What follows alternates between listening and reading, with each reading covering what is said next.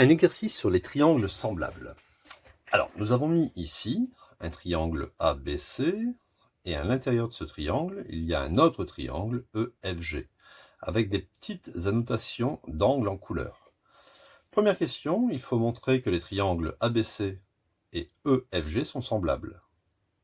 Il faut compléter le tableau, et ensuite, que peut-on en déduire? On va pouvoir en déduire des choses au niveau de l'égalité de certains rapports, on va voir après.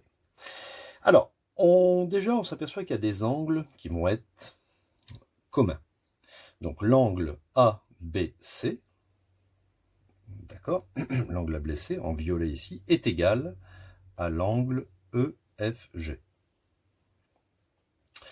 L'angle BAC, ou bien CAB, c'est pareil, bon, je vais l'appeler BAC, l'angle rouge est égal à cet angle rouge ici, FEG.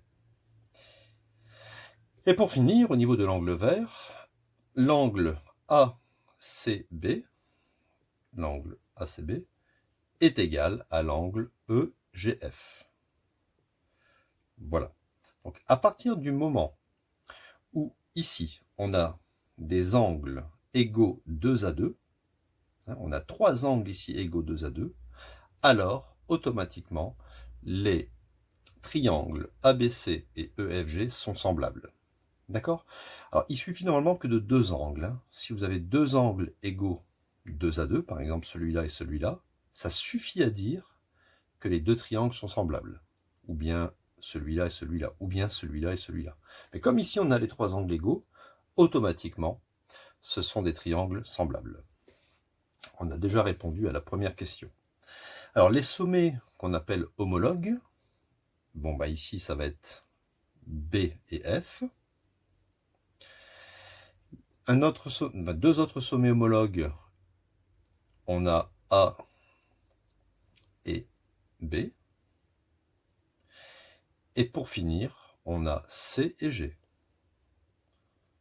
Vous voyez, ce n'est pas très compliqué. Alors, les côtés homologues, eh bien, AB et EF sont deux côtés homologues.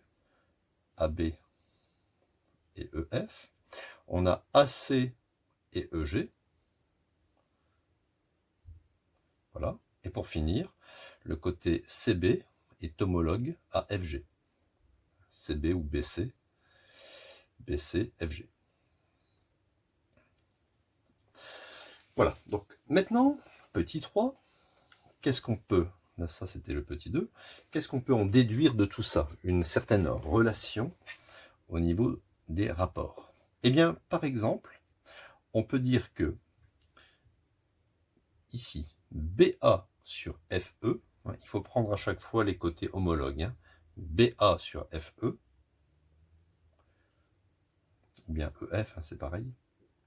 Donc là, j'ai fait grand sur petit, est égal à grand sur petit BC sur FG, est égal à grand AC sur EG.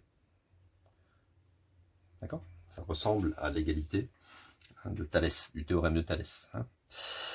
Donc voilà ce qu'on peut écrire. On peut écrire grand sur petit égale grand sur petit égale grand sur petit, ou bien petit sur grand égale petit sur grand égale petit sur grand.